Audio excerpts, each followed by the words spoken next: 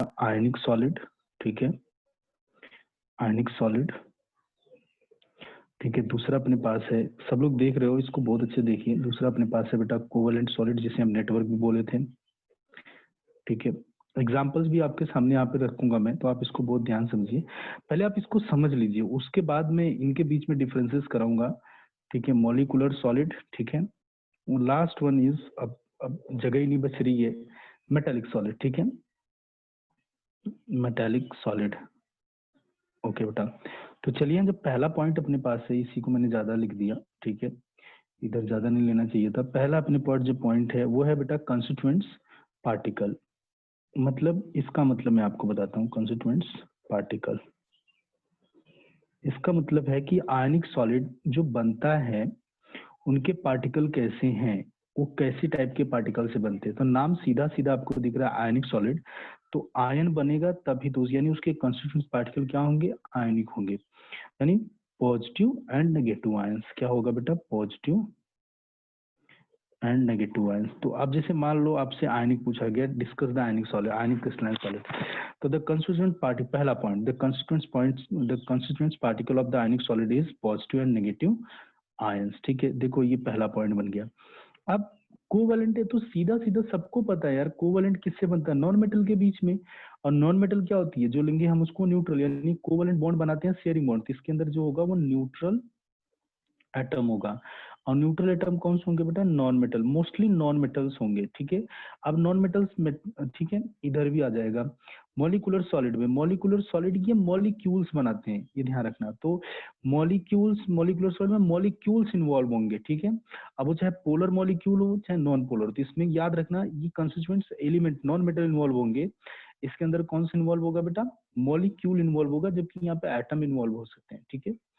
तो इसलिए मैंने लिखा एटम्स यहाँ पर आएंगे, और यहाँ पे क्या आएगा, मॉलिक्यूल्स। और देखिए बेटा मॉलिकुलर यानी मॉलिक्यूल्स, ठीक है। अब ये मॉलिक्यूल्स तीन टाइप के होंगे, पोलर होंगे, नॉन पोलर होंगे और हाइड्रोजन बॉन्डेड होंगे, ठीक है।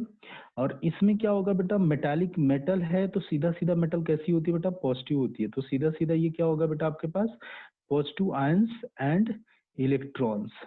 किसके किसके बीच में बनेगा, पॉजिटिव आयंस होंगे और क्या होगा बेटा, electrons, positive ions and electrons,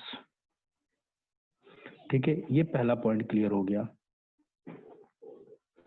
दूसरे पॉइंट पे आते हैं। दूसरा पॉइंट क्या है, बॉन्डिंग एंड अट्रैक्टिव फोर्स।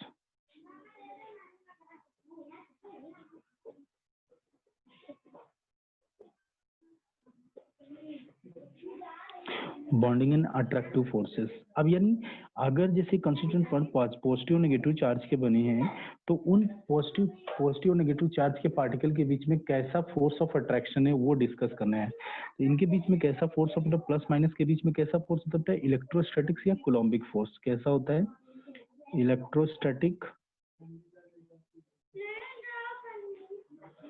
और कोलम्बिक फोर्स, ठीक है। तो इलेक्ट्रोस्टैटिक होगा या कोलम्बिक फोर्स होगा, कोलम्बिक फोर्सेस, ठीक है, ये इनके होंगे। अब देखो इनमें क्या होगा, न्यूट्रल वाले में, इसमें तो सीधा सीधा दिख रहा है भाई कि जब नॉन मेटल है तो इसके बीच में क्या होगा, शेयर, ठीक है, shared pair of electron, covalent है बेटा, इलेक्ट्रॉन्स, ठीक है। आगे देखिए इसमें क्या होगा, जब मॉलिक्यूल मॉलिक्यूल होता है ना बेटा, तो मॉलिक्यूल मॉलिक्यूल के बीच में लगने वाला जो फोर्स होता है वो काफी वीक होता है। और वीक फोर्स हमेशा कौन सा होगा बेटा, हाँ, वीक वंडरवॉल फोर्स होगा, वीक वंडरवॉल फोर्स होगा, ठीक है। और क्या होगा, हाइड्रोजन बॉन्डिंग होगी, क्योंकि हाइड्रोजन बॉन्डेड होंगे तो हाइड्रोजन बॉन्डिंग होगी। अब मेटालिक सॉलिड है, अगर अपने पास मेटालिक सॉलिड है, सीधी सी बात है कि प्लस मेटालिक कॉन्स्टिट्यूएंट पार्टिकल क्या होगा, पॉजिटिव, और दूसरा क्या, इलेक्ट्रॉन। तो प्लस माइनस के बीच में कैसा फोर्स आएगा बेटा, फर्दर आपका क्या आएगा, इलेक्ट्रोस्टैटिक अट्रैक्शन आएगा। क्या आएगा, इलेक्ट्रोस्टैटिक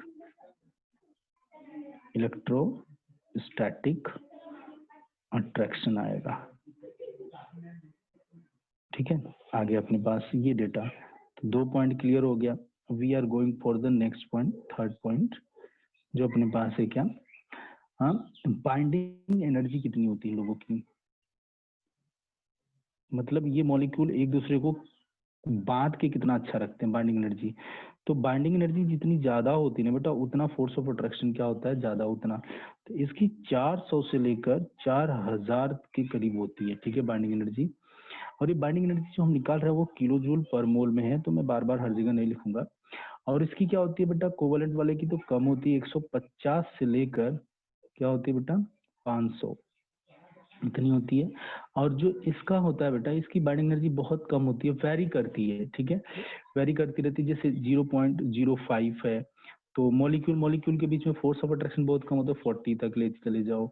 उसके बाद 5 से क्या होती है, 25 तक चली जाती है। या और होता है 10 से क्या होता है बेटा, 10 to 40 होती है, बहुत वीक होती है। और इसकी बेटा ज्यादा होती है क्योंकि metal plus minus electrostatic force है। अब बहुत ध्यान देखो, जहां पे इलेक्ट्रोस्टैटिक फोर्स आ रहा है वो स्ट्रॉन्ग फोर्स है, इसलिए बोला जाता है कि आयनिक फोर्स इज स्ट्रॉन्गेस्ट फोर्स। तो इलेक्ट्रोस्टैटिक फोर्स आया तो ये इसमें बाइंडिंग एनर्जी क्या हो रही है बेटा, ज्यादा। तो ये जो होता है बेटा 70 से लेकर 1000, देख लो बेटा, तो इतनी इनकी बाइंडिंग एनर्जी बहुत ज्यादा है। नेक्स्ट आते हैं फोर्थ पॉइंट पे। वन बाई वन पॉइंट हम डिस्कस कर रहे हैं, तो आप इसको क्लियर करते चलेंगे। हार्डनेस, तो फोर्थ पॉइंट है हार्डनेस। हार्डनेस के बारे में बात करेंगे, इस पे क्वेश्चन भी देखेंगे बेटा, इनके क्वेश्चन कैसे पूछे जाते हैं। अब जो भाई एक सीधी सी बात है, अगर फोर्स ऑफ अट्रैक्शन जितना ज्यादा होता है बेटा, हार्ड भी वो उतनी भी चीज उतनी हार्ड भी होती है। High the force of attraction high the hardness of the molecule. इसका मतलब क्या होगा बेटा, हार्डनेस इतनी ज्यादा है कहने काबिल, इसलिए हार्ड एंड ब्रिटल। क्या लिखेंगे बेटा, हार्ड एंड ब्रिटल है ये। जबकि ये जो है अपने पास वेरी हार्ड, क्या है बेटा, वेरी हार्ड। अब वेरी हार्ड में आ गए तो इसका मतलब पक्का इधर कौन होने वाला, डायमंड होगा, ग्रेफाइट होगा, बकमिस्टर फ्लोरीन, ये लोग आने वाले हैं इधर। कोरंडम होगा, कार्बोरंडम होगा, ठीक है। तो ये बहुत सारे, मतलब इसमें सॉलिड वाले आने वाले हैं, बहुत तगड़े वाले आने वाले हैं, ठीक है।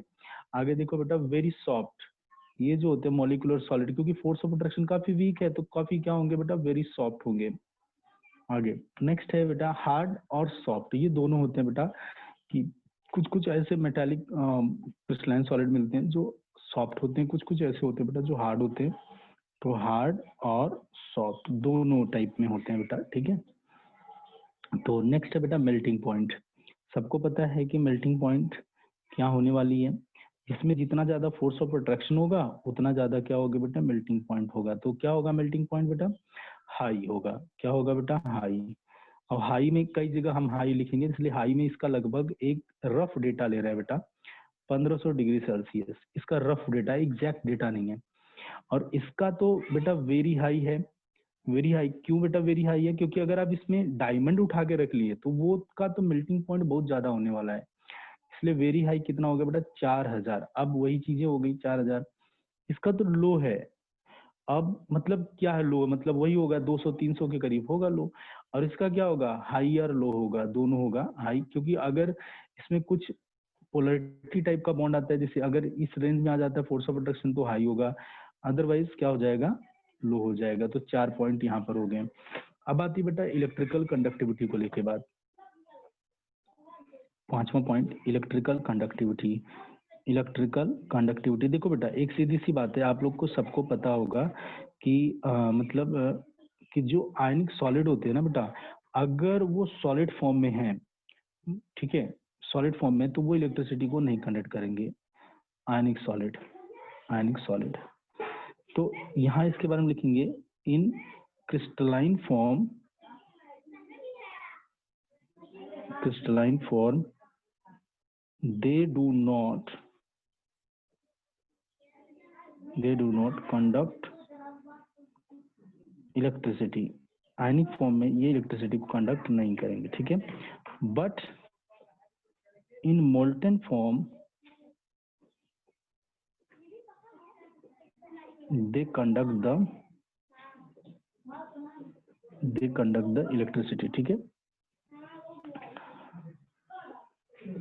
ऐसा क्यों होता है बेटा, क्योंकि सॉलिड फॉर्म में जब होता है, ठीक है, तो इसमें फ्री आयंस अवेलेबल नहीं होते। इलेक्ट्रिसिटी को कंडक्ट कराने के लिए फ्री आयंस का होना बहुत जरूरी होता है।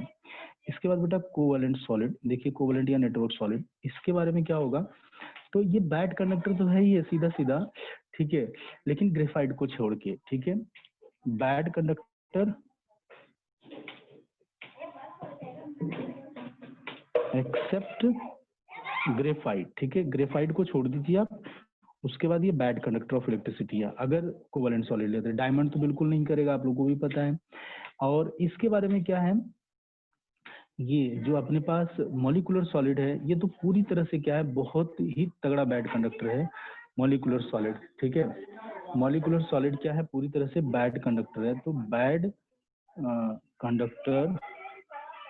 कंडक्टर ऑफ इलेक्ट्रिसिटी, ये पूरी तरह से क्या कहते हैं। अब ये देखो बेटा, जो अपने पास मेटालिक सॉलिड है, तो ये मेटालिक सॉलिड जो है, मेटालिक सॉलिड में फ्री आयंस हैं, तो ये इलेक्ट्रिसिटी को क्या कर सकता है, कंडक्ट कर सकता है, इसलिए ये गुड कंडक्टर होगा, क्योंकि प्लस माइनस चार्ज है ना बेटा, गुड कंडक्टर, ठीक है। तो आप लोग को ये समझ में आ गया होगा ये पॉइंट, ठीक है। आते हैं नेक्स्ट पॉइंट की तरफ। ये छोटे छोटे पॉइंट्स है जिनको आप थोड़ा सा भी दिमाग लगाएंगे एक दो बार तो आपको रिमाइंड हो ही जाएगा, ठीक है। तो हम थोड़ा सा एग्जाम्पल में बात कर लेते हैं। अब एग्जाम्पल है मेन पॉइंट, यहाँ पे देखना एग्जाम्पल्स, ठीक है। आयनिक सॉलिड अगर है तो प्लस माइनस वाले चार्ज लेके चले आओ, जितने प्लस माइनस वाले, NaCl ये होगा, MgCl2 ये होगा, Na2SO4 ये होगा, ठीक है। उसके बाद KCl ले लो, ये होगा, Na है अपने पास, Na2SO4 हो गया। उसके बाद बेटा NaNO3 ले लो, ये होगा, KNO3 ले लो, ये होगा, ठीक है। उसके बाद CuSO4 उठा लो, ये हो जाएगा, .5H2 डॉट भी वाले अलाउड है बेटा, ऐसी बात नहीं है। उसके बाद CsCl ले लो, ये होगा, ZnS ये हो जाएगा आपके पास।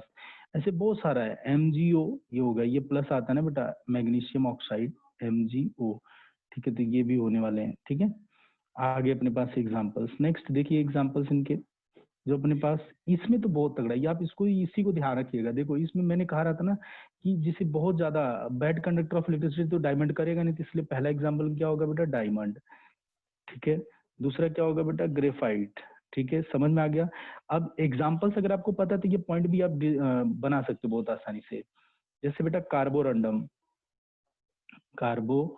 कार्बोरंडम का फॉर्मूला क्या होता है, सिलिकॉन कार्बाइड को हम कार्बोरंडम बोलते हैं, ऐसा ये सिर्फ बेटा, ये जितने भी लोग हैं ना काफी बड़े क्रिस्टल होते हैं, ध्यान रखना, काफी ह्यूज अमाउंट होता है इनका। उसके बाद बेटा क्वार्ट्ज, ठीक है। तो जो क्वार्ट्ज होता है वो होता है बेटा SiO2, ठीक है, ये हो गया अपने पास। नेक्स्ट है बेटा boron nitride, boron nitride, boron nitride Bn, ये भी बहुत तगड़े होते हैं ये, क्लियर है। तो बोरोन नाइट्राइड हो गया अपने पास, De है बेटा, Te नहीं है, De है। उसके बाद बेटा क्या होगा, आइस, इसके अंदर ले लो मॉलिक्यूलर, आइस में वाटर मॉलिक्यूल हो गया, सॉलिड CO2 हो गया, ठीक है, क्लियर है बेटा। आगे देखो नेक्स्ट अपने पास क्या है, सल्फर हो गया, S8 बन गया, ठीक है। उसके बाद अपने पास क्या, ग्लूकोज हो गया, ठीक है। उसके बाद नेप्थलीन हो गया, उसके बाद एंथ्रासीन हो गया, बेंजीन हो गया, बेंजीन लिक्विड फॉर्म में होता है, हम बेंजीन नहीं लेंगे, ठीक है, ओके। अब इसमें क्या होगा, मेटालिक सॉलिड, मेटल कौन कौन से हैं बेटा, सीधी सी बात है, पूरे पीरियोडिक टेबल में देखो S ब्लॉक वाले सारे मेटल है, ठीक है। P ब्लॉक में भी मोस्टली लोग मेटल्स हैं, तो इसमें लिखेंगे S एंड P ब्लॉक, यहाँ लिख देते हैं S and P block metal element.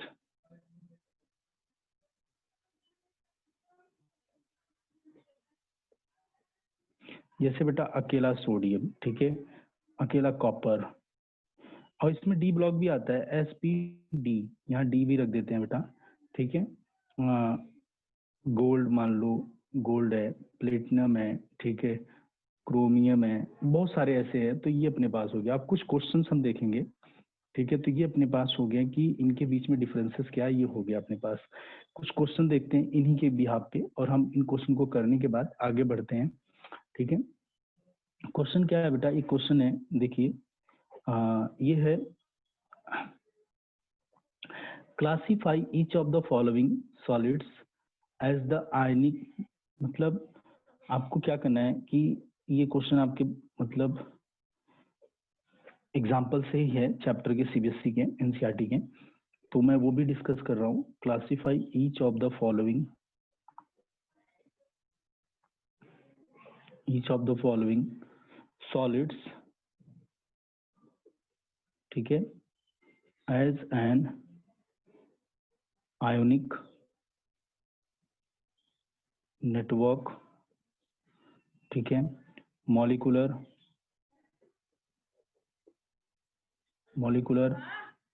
और मेटालिक।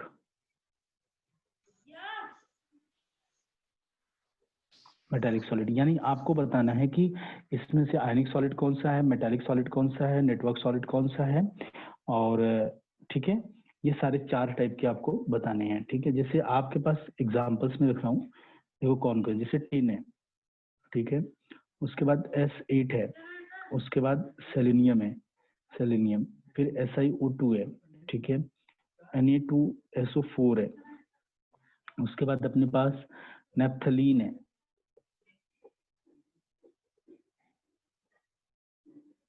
उसके बाद अपने पास क्या बेटा, ग्लूकोज है, ठीक है, उसके बाद अपने पास व्हाइट फॉस्फोरस है, व्हाइट फॉस्फोरस,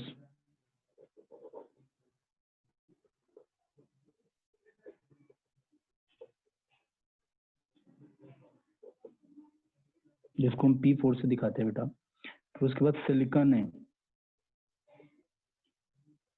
ठीक है, उसके बाद अपने पास एक कार्बाइड है, अच्छा सिलिकॉन कार्बाइड एक साथ है बेटा, सिलिकॉन कार्बाइड, सिलिकॉन कार्बाइड मतलब SiC, कार्बोरंडम इसको बोलते हैं, ठीक है, उसके बाद सिल्वर है। सबसे पहले हम जो डिस्कस करेंगे आंसर में वो है बेटा आयनिक सॉलिड। पहले बताओ आयनिक सॉलिड कौन से, जिसमें प्लस माइनस होगा, ठीक है, प्लस माइनस किसमें भाई, Na इसमें प्लस होगा, इसमें माइनस होगा, सीधी सी बात है, तो Na2SO4। उसके बाद कहीं और प्लस माइनस दिख रहा है, बताओ बेटा, नहीं, देख लो कहीं नहीं है। अब दूसरा आता है बेटा नेटवर्क सॉलिड, जिसको हम कोवैलेंट सॉलिड भी बोलते हैं, नेटवर्क सॉलिड, ठीक है, इसमें ढूंढो कौन कौन से नेटवर्क सॉलिड है, ठीक है। नेटवर्क सॉलिड नॉन मेटल भी ढूंढ लो, वो भी हो जाएगा। तो नेटवर्क सॉलिड बेटा कौन सा होगा, देखो SiO2, ये भी नेटवर्क सॉलिड है, ठीक है। उसके बाद क्या बेटा, नेटवर्क सॉलिड ये भी है। उसके बाद बेटा नेक्स्ट देखो SiO2, फिर उसके बाद देखो ये मेटल है तो मेटालिक सॉलिड होगा, सेलेनियम भी आपका देख लीजिए आप। नेक्स्ट है S, ओके, और भी देख लो, कार्बोरंडम ये है, ये भी होगा आपका मेटालिक सॉलिड। तो हम लोग सबसे पहले SiC देख लेते हैं, फिर उसके बाद SiO2, देखो दोनों non metal non metal non metal non metal, ठीक है, मेटालिक सॉलिड ये हो गया अपने पास। उसके बाद अकेला केवल सिलिकॉन भी आया हुआ है कहीं पे, नहीं अकेला हमने सिलिकॉन नहीं रखा है तो सिलिकॉन नहीं होगा। उसके बाद सेलेनियम, सेलेनियम एक नॉन मेटल कैटेगरी में भी फॉलो करता है, मेटालिक कैटेगरी में भी, तो इसे मैं मेटालिक सॉलिड में रखूंगा सेलेनियम को। इसने गलत अगर किसी बुक में भी मिस्टेक होगा तो आप देख लीजिए, उसको करेक्ट कर लीजिएगा। नेक्स्ट है बेटा मॉलिक्यूलर सॉलिड, मॉलिक्यूलर सॉलिड जो जो मॉलिक्यूल आपको दिख रहा है, पहला है बेटा नैप्थलीन, नैप्थलीन,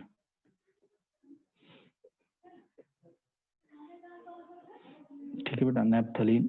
उसके बाद क्या अपने पास व्हाइट फॉस्फोरस, इसमें भी होगा बेटा। उसके बाद अपने पास क्या है, ग्लूकोज, ये भी है, इसमें में भी होगा।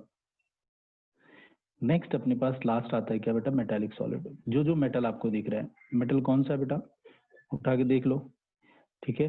अच्छा एक चीज देखिए बेटा, जो हमने यहाँ पर देख लिया, जैसे हमारे पास मेटालिक सॉलिड में सेलेनियम आ गया, ठीक है, उसके बाद सिल्वर आ गया, ठीक है, उसके बाद टिन आ गया। अच्छा यहाँ पे S8 भी आएगा बेटा, S8 भी मैं बोल रहा था, S8 भी आएगा यहाँ पे, यहाँ पे टिन आ गया, ठीक है। तो यही सारे लोग हैं मेटालिक सॉलिड, ठीक है, तो ये लोग सारे के सारे मेटल्स हैं, तो मेटालिक सॉलिड अपने कैटेगरी में आ जाएंगे, ठीक है। सेलुरियम, टेलुरियम, पोलोनियम आता है ना बेटा, तो इसलिए सेलुरियम में आ गया।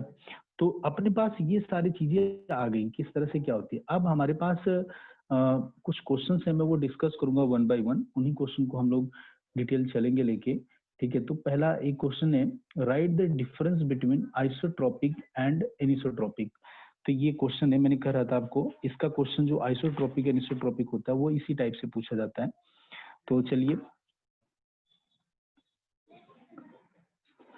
तो हम लोग इसको डिस्कस करते हैं। तो आइसोट्रोपिक एनिसोट्रोपिक क्या है, ठीक है। तो देखो बेटा, हम लोग ऐसा ले रहे हैं जैसे क्रॉस फिर dot, cross dot, cross dot. मैं बताऊंगा आपको, थोड़ा सा मैं इसको समझा देता हूँ। फिर डॉट, फिर क्रॉस, फिर डॉट, फिर बेटा क्रॉस, फिर डॉट, फिर क्रॉस, ठीक है। फिर बेटा cross dot, cross dot, cross dot, फिर बेटा dot cross, dot cross, dot cross. मतलब दो टाइप के कॉन्स्टिट्यूएंट्स एलिमेंट हैं। एक क्रिस्टल है मेरे पास, एक क्रिस्टल ले लिया है, इसी बहाने से मैं इसको समझाऊंगा, देखिएगा। अगर मैं इस क्रिस्टल को कट करता हूँ, देखिए इस तरह से कर रहा हूँ, ऐसा मैं देखता हूँ, तो मान लीजिए पार्टिकल्स इसमें कितने हैं। देखो पार्टिकल्स इसमें दो टाइप के हैं, एक है बेटा डॉट टाइप का, एक है बेटा क्रॉस टाइप का पार्टिकल। इस लाइन पर देखिए सारे सेम टाइप के पार्टिकल्स आ रहे हैं ना, इस लाइन पे देखिए। तो ये सेम टाइप के आ रहे हैं, तो सेम का मतलब आइसो हो गया। क्या हो गया बेटा, आइसो। ट्रॉपिक हो गया, क्या हो गया, अब मैं बताऊंगा। मतलब अभी वेट करिएगा, आइसोट्रॉप सेम। अगर मैं इसको इस तरह से कट करता हूँ, देखो बेटा इस तरह से, तो एक बार डॉट, एक बार क्रॉस, एक बार डॉट, एक बार क्रॉस, तो ये क्या हो गया बेटा, एनिसोट्रॉपिक कहलाएगा ये, एनिसोट्रॉपिक। मतलब अलग अलग डिफरेंट टाइप के नेचर के पार्टिकल्स आ रहे हैं, ठीक है। और इधर से क्या आ रहे हैं, सेम टाइप के नेचर के पार्टिकल्स आ रहे हैं। तो एनिसोट्रॉपिक और आइसोट्रॉपिक में क्या आया कि जो आइसोट्रॉपिक होता है उसमें जो ये क्रिस्टल है ना, इस क्रिस्टल के जो पार्टिकल है, देखिए इसका भी नेचर, इसका भी नेचर, इसका भी नेचर, इसका भी नेचर, जैसे ये जो हमारे पास ये पार्टिकल है, नेचर इसका होगा क्योंकि यही सेम टाइप का पार्टिकल है, यहाँ पर यही सेम टाइप का, तो इसमें क्या होगा, सभी पार्टिकल्स का नेचर क्या होगा बेटा, सेम होगा। जबकि एनिसोट्रॉपिक में सभी पार्टिकल का जो प्रॉपर्टी है, नेचर है, कंडक्टिविटी है, मोलर कंडक्टिविटी, रिफ्रैक्टिव इंडेक्स है, इलेक्ट्रिकल कंडक्टिविटी, ये क्या होगी बेटा, अलग होगी। तो यही होता है आइसोट्रॉपिक, यही होता है एनिसोट्रॉपिक। आइसोट्रॉपिक क्या होगा, ऐसे आइसोट्रॉपिक ऐसे क्रिस्टल्स होते हैं जिनमें बेटा जो पार्टिकल होता है, जिनमें थ्रू आउट द पूरे पूरे में क्या होगा, पूरे क्रिस्टल के अंदर उनका नेचर प्रॉपर्टी, जैसे प्रॉपर्टीज नेचर क्या हो गई, इलेक्ट्रिकल कंडक्टर, रिफ्रैक्टिव इंडेक्स, ठीक है, थर्मल कंडक्टिविटी, ये सब चीजें क्या हो गई, सेम होती है, ठीक है। क्या हो गया, चलिए हम इसी को डिस्कस करते हैं। It is the characteristics by virtue of which, isotropic लिख रहा हूँ, बहुत आसान है, मैं ये साइंटिफिक लैंग्वेज लिख रहा हूँ, तो इसको आप देखिए, वही बात वही है जो मैं आपको बता रहा हूँ।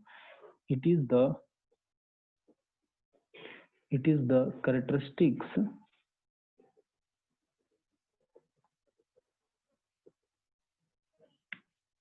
it is the characteristics of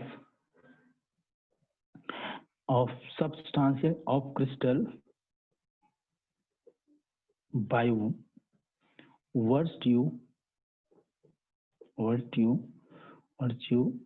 of which a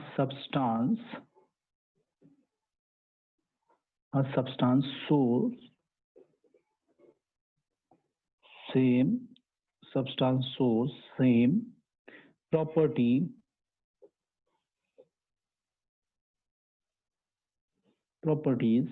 in all direction,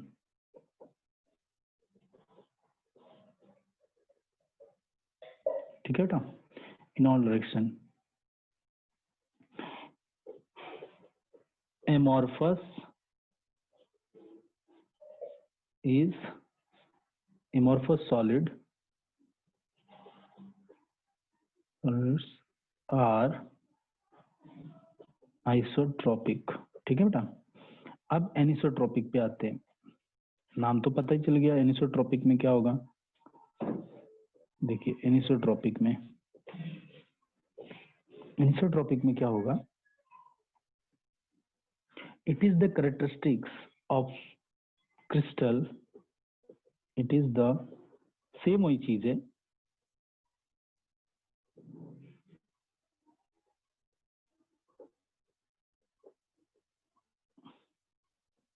by virtue of which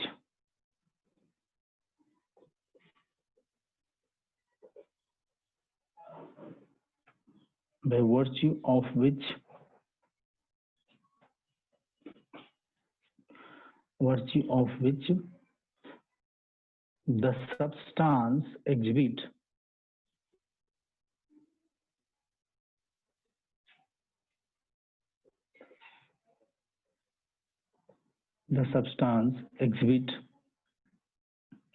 the directional difference in the property.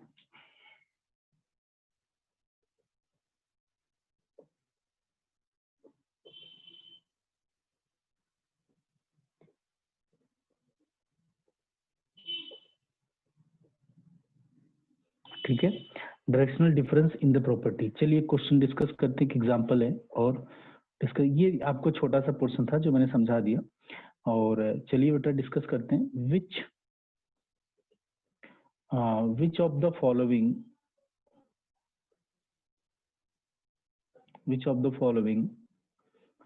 Do you expect to be molecular solid?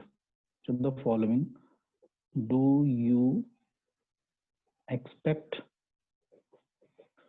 To be molecular solids. ठीक है, जिसको आप expect करते हो कौन सा molecular solids होगा वो छांट लीजिए, उसको निकाल दीजिए। ठीक है, ए है मतलब सोडियम हाइड्रोक्साइड, ये कभी नहीं होगा मेटालिक, ये तो आयनिक सॉलिड है सीधा सीधा। दूसरा है बेटा अपने पास C2H6। ध्यान रखिएगा बेटा, मॉलिकुलर सॉलिड क्या ये मॉलिक्यूल बन रहा है? बिल्कुल है, इसलिए होगा। देखिए बेटा सी। उसके बाद dry ice, molecular solid obvious सी बात है, ड्राई आइस, कार्बन डाइऑक्साइड को ड्राई आइस बोलते हैं, सॉलिड कार्बन डाइऑक्साइड को। डी देखिए सॉलिड सिलिन, सिलिन मतलब SiH4, ये अपने पास है। ठीक है, तो इनमें बताओ बेटा कौन से मॉलिकुलर सॉलिड हैं? सीधी सी बात है, मॉलिकुलर सॉलिड क्या है? आंसर कौन? मोर देन वन ऑप्शन, ये भी मॉलिकुलर सॉलिड, ये भी मॉलिकुलर सॉलिड, ये भी मॉलिकुलर, ये सारे मॉलिक्यूल्स है ना, इसलिए मॉलिकुलर सॉलिड में आ जाएंगे। ठीक है, हाँ ठीक है बेटा। तो आगे हम डिस्कस जो करेंगे वो है बेटा स्पेस लैटिस। ठीक है, अब अपने पास आता है स्पेस लैटिस। अब स्पेस की अगर बात होती है तो आपके दिमाग में क्या आएगा? देखो स्पेस में तो मल्टीपल डायरेक्शन है, लेकिन इस चैप्टर के अंदर जो हम स्पेस लेके डिस्कस कर रहे हैं उसमें 3 डायमेंशनल है। क्या है बेटा? 3D है। लैटिस मतलब होता है बेटा क्रिस्टल को ही हम, क्रिस्टल के कंप्लीट स्ट्रक्चर को क्या बोलते हैं हम? लैटिस। इसलिए कहीं पर लैटिस आए तो उसको लेके आप कंफ्यूज मत होइए कि what is the lattice, what is the space lattice, ये सारी चीजों को लेके आप बिल्कुल भी मत कंफ्यूज होइएगा। ठीक है, तो स्पेस लैटिस क्या होता है, इसकी डेफिनेशन हम लोग देखते हैं बेटा। क्या है डेफिनेशन इसमें? देखो बेटा, यानी 3D बना दो किसको? क्रिस्टल को। अब क्रिस्टल किससे बनेगा बेटा? पार्टिकल्स को। किससे बनेगा? पार्टिकल से। अब पार्टिकल्स को मैं इस तरह से अरेंज करूं कि वो 3D व्यू बनाए, उसे क्या बोलेंगे हम? Space lattice. ठीक है, उसको क्या बोलेंगे हम? Space lattice. स्पेस लैटिस को बोलेंगे। तो देखिए इसका मतलब डेफिनेशन क्या है, इसकी डेफिनेशन स्पेस लैटिस के हम लोग डिस्कस करते हैं। तो definition of space lattice, space lattice. ठीक है, स्पेस लैटिस की डेफिनेशन क्या है वो देखिए। एन अरे ऑफ पार्टिकल, एन अरे, अरे मतलब होता है regular arrangement, regular arrangement of particles, regular arrangement of particles. ठीक है, अब पार्टिकल्स क्या होंगे बेटा? आयंस हो सकता है, आयंस हो सकते हैं, एटम्स हो सकते हैं, या मॉलिक्यूल्स। ठीक है, या मॉलिक्यूल्स। ठीक है, arranged in different sites, arrange in different, ठीक है, different sites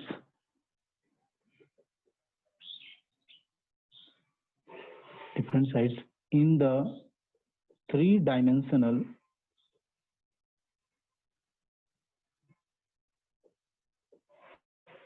स्पेस। 3D में पार्टिकल को एक रेगुलर पैटर्न में रेगुलर अरेंजमेंट इस तरह से करिए, जब करते हैं तो जो क्रिस्टल बनता है उसे क्या बोलते हैं हम लोग? Space lattice. ठीक है, क्या बोलते हैं बेटा? स्पेस लैटिस से बोलते हैं। तो हम लोग जो डिस्कस कर रहे हैं स्पेस लैटिस के बारे में, तो उसके बारे में क्या होगा कि स्पेस लैटिस क्या है, किस तरह से है, तो देखते हैं, हम लोग समझते हैं। तो लैटिस जो है वो किस तरह से होते हैं, तो इसके बारे में, arrangement of particle in space is done by 3 ways। 3 तरीके से किया जा सकता है अरेंजमेंट ऑफ पार्टिकल का स्पेस में, 3 तरीके से बेटा। वो पहला तरीका क्या है? वन डायमेंशनल अरेंजमेंट, या वन डायमेंशनल, अगर आप अरेंजमेंट करेंगे, वन डायमेंशनल अरेंजमेंट करते हैं किसका? पॉइंट्स के पार्टिकल, जो पार्टिकल है उनको एक ही डायमेंशन में अगर अरेंज करते हैं तो उसे वन डायमेंशनल लैटिस बोलेंगे। क्या बोलेंगे? One dimensional lattice. दूसरा है बेटा टू डायमेंशनल लैटिस। ये सारी चीजें हम डिस्कस करेंगे डिटेल में, लैटिस। और फिर तीसरा है अपने पास थ्री डायमेंशनल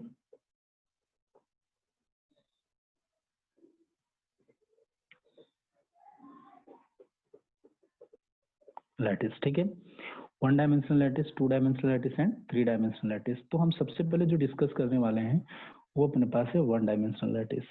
तो बहुत आसान है, वन डायमेंशनल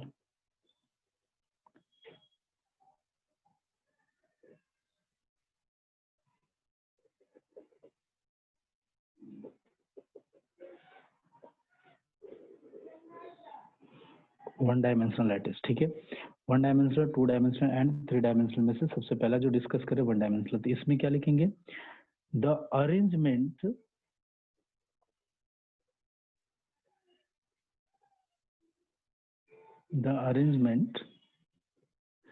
ऑफ पार्टिकल। अब ये पार्टिकल बेटा क्या है, मैं बार बार नहीं बोलूंगा। पार्टिकल का मतलब आपका एटम भी हो सकता है, आयंस भी हो सकता है, या मॉलिक्यूल्स भी हो सकता है। इन सबको ही ध्यान रखिएगा, ठीक है? तो इनको लेके बार बार मैं बोलूंगा भी नहीं। इन ओनली वन डायरेक्शन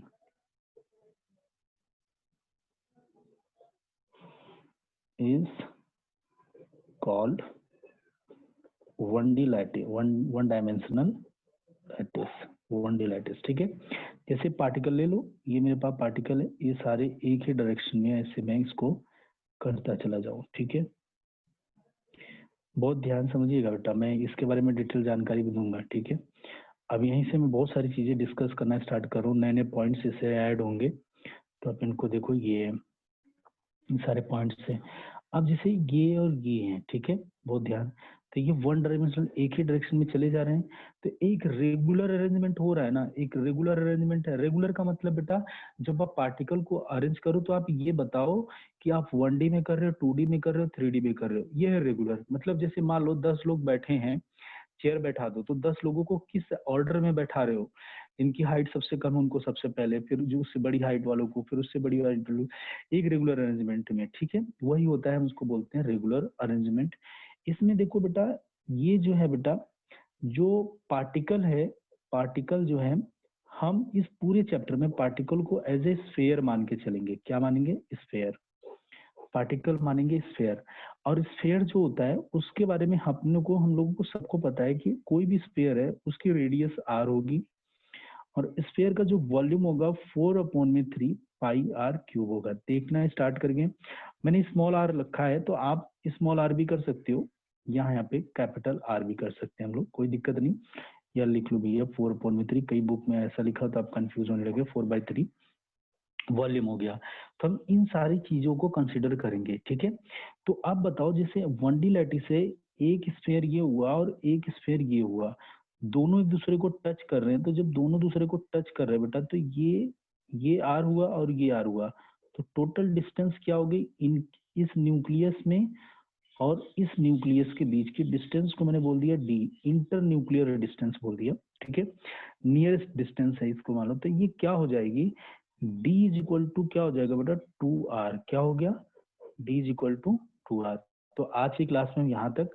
अब आप समझ गए होंगे कि सारा थियरी पोर्शन जो था वो खत्म हो चुका है, जो प्योर थियरी थी। अब जो थियरी आएगी वो कंप्लीट न्यूमेरिकल बेस्ड थियरी आएगी। आप प्लीज कल के लेक्चर को तो मिस करिएगा ही मत, नहीं अदरवाइज आप पूरे चैप्टर को नहीं समझ पाओगे।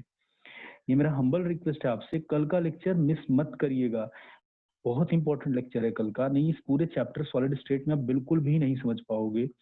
आज के लिए क्लास यहीं पर ओवर करते हैं। Thank you so much.